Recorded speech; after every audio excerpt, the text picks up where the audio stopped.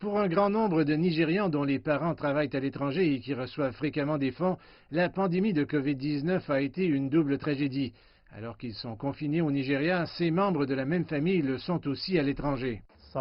Certains d'entre eux sont sans emploi à cause du Covid-19, donc ils n'ont pas assez d'argent pour en envoyer chez eux à leurs proches ou pour les activités commerciales qu'ils ont au Nigeria. Une baisse est donc attendue. Et la Banque mondiale estime que la baisse des envois de fonds pourrait atteindre 20%. On évalue que 40 millions de Nigérians vivent à l'extérieur du pays. La Banque centrale du Nigeria estime le montant total de leurs envois de fonds en 2019 à 17,5 milliards de dollars. Mais certaines autres estimations le placent à 25 milliards de dollars. La baisse projetée de 20% aurait donc de lourdes conséquences pour les destinataires individuels des envois de fonds. Ce sont des fonds personnels qui influencent les moyens de subsistance et sont utilisés comme filet de sécurité sociale par les familles, les communautés et aussi par le commerce ici au Nigeria. Certains sont utilisés pour payer les frais de scolarité qui seront certainement affectés. Certains sont utilisés pour la santé qui sera affectée.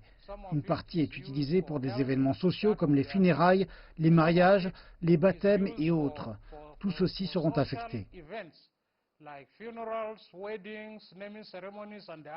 Et ce ne sont pas seulement les destinataires individuels qui sont touchés. Au cours des dernières années, les envois de fonds de la diaspora sont devenus une source importante de devises pour le pays, éliminant à la fois les investissements directs étrangers et les investissements de portefeuille en 2018 et contribuant à la constitution de réserves. Cette baisse pourrait accentuer la pression sur la devise locale qui a été dévaluée à mesure que les recettes en dollars provenant de l'industrie pétrolière ont baissé. Il est maintenant plus urgent que jamais de nous attaquer à notre capacité manufacturière locale pour deux raisons.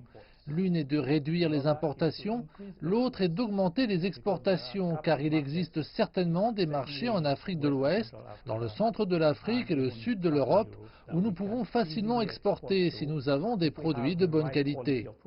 Alors que le monde recommence à s'ouvrir après le confinement prolongé induit par la Covid-19, les envois de fonds devraient progressivement commencer à remonter. Mais certains analystes disent que cela pourrait prendre jusqu'à 1 an avant que les envois de fonds atteignent leur niveau d'avant la pandémie.